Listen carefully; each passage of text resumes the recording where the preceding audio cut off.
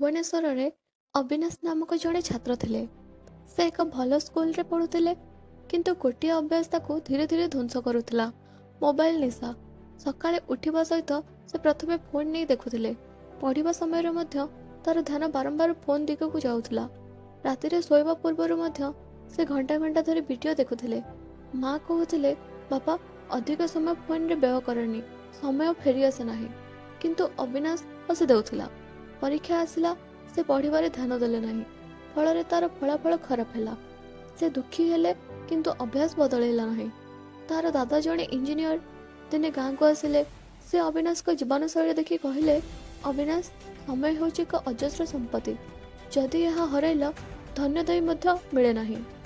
ଅବିନାଶ ହସି କହିଲେ, ଦାଦା, ମୋବାଇଲରେ ମୁଁ ନୂଆ ଜିନିଷ ଶିଖୁଛି, ଏହା କ'ଣ ଖରାପ କି? ଦାଦା ହସି କହିଲେ, ଶିଖିବା ଖରାପ ନୁହେଁ, କିନ୍ତୁ ଯଦି ଶିଖିବା ଠାରୁ ଅଧିକ ସମୟ ବ୍ୟର୍ଥ ଭିଡ଼ିଓରେ ଦେଉଛ, ତେବେ ସେ ଅଭ୍ୟାସ ତୁମକୁ ଖାଇଦେବ। ତାପରେ ଦାଦା ଏକ ଛୋଟ ଉଦାହରଣ ଦେଇ କହିଲେ, ଧର ତୁମ ଜୀବନ ଏକ ବ୍ୟାଙ୍କ ଖାତା ଅଟେ, ଯେଉଁଠି ଭଗବାନ ପ୍ରତିଦିନ 86,400 ସେକେଣ୍ଡ ଜମା କରନ୍ତି। ଦିନ ଶେଷ ହୋଇଗଲା, ସେ ସମସ୍ତ ସେକେଣ୍ଡ ଖର୍ଚ୍ଚ ହୋଇଯାଇଥାଏ।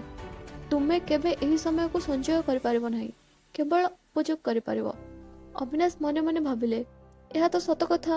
ମୁଁ ପ୍ରତିଦିନ ସମୟ ହରାଉଛି ଏବଂ ସେ କେବେ ଫେରି ଆସିବ ନାହିଁ। ସେ ନିଷ୍ପତ୍ତି ନେଲେ, ଆଜିଠାରୁ ମୋବାଇଲ ବ୍ୟବହାର ପ୍ରତିଦିନ 1 ଘଣ୍ଟା ମାତ୍ର କରିବ। ଅନ୍ୟ ସମୟ ଅଭ୍ୟାସ, ପଢ଼ା ଓ ପରିବାର ସହିତ ଆଲୋଚନାରେ ବ୍ୟୟ କରିବ।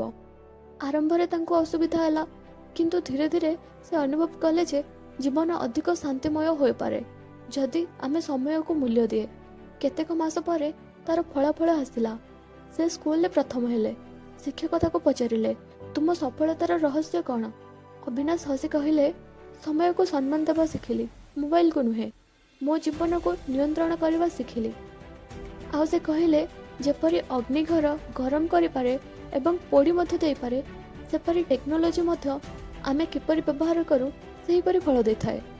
ଏହିପରି ଅବିନାଶ ଗାଁ ଓ ସ୍କୁଲର ଯୁବମାନଙ୍କ ପାଇଁ ଏକ ଉଦାହରଣ ହେଲେ ଯେ ସମୟ ହେଉଛି ସବୁଠାରୁ ମୂଲ୍ୟବାନ